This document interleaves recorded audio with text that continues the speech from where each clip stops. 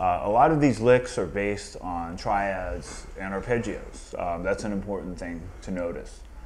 So if I take this D minor arpeggio, right, just root third, fifth, seventh, I have an option to go to a relative triad or arpeggio, in this case G. Right, so that D minor to G7, or in jazz it would be more commonly voiced like something like that. That's an extremely common pattern. We call that a 2-5, and just like you have 1-4-5 in rock, you have 2-5-1s. In jazz, you also have minor 2-5-1s. So D minor to G is really a 2-5. So here I'm doing the D minor arpeggio, and then pulling off. I find myself in a G major arpeggio. Okay, so that temporarily I have a G major sound or a G7 sound if I play the seventh. So here I'm going to get to the seventh, but I'm going to throw in a chromatic note. Now these chromatic notes always work if you don't resolve to them, right? So if I resolved, that would sound out if the chord didn't change, if the key didn't change.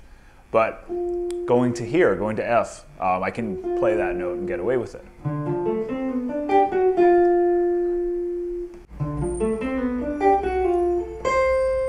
So what did I do here? I went up. Now you could look at this as a related triad, F major, and I really don't want to get too technical because I often feel the technical specifications get in the way of learning the actual music. F major arpeggio, but that's related to D minor. Right, so this G7, this G7 arpeggio, right, really is a detour to the rest, this upper octave. So upper octave of D minor. So it's like D minor, G7, D minor. Okay, so that starts to sound jazzy. Another chromatic technique is what's called the approach from above and below. Right, so I could look at this B here, right? And think, okay, I want to get to B, but I want to approach it from above and below. I'm already on C.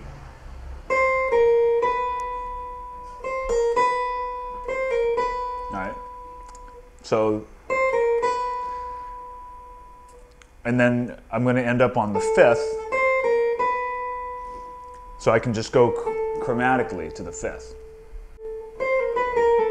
And then I could go to the third, the second, and the root, and put those together.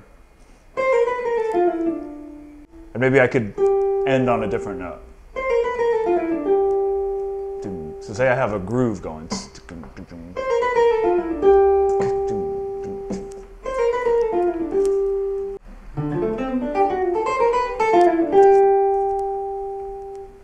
And then it starts to get interesting.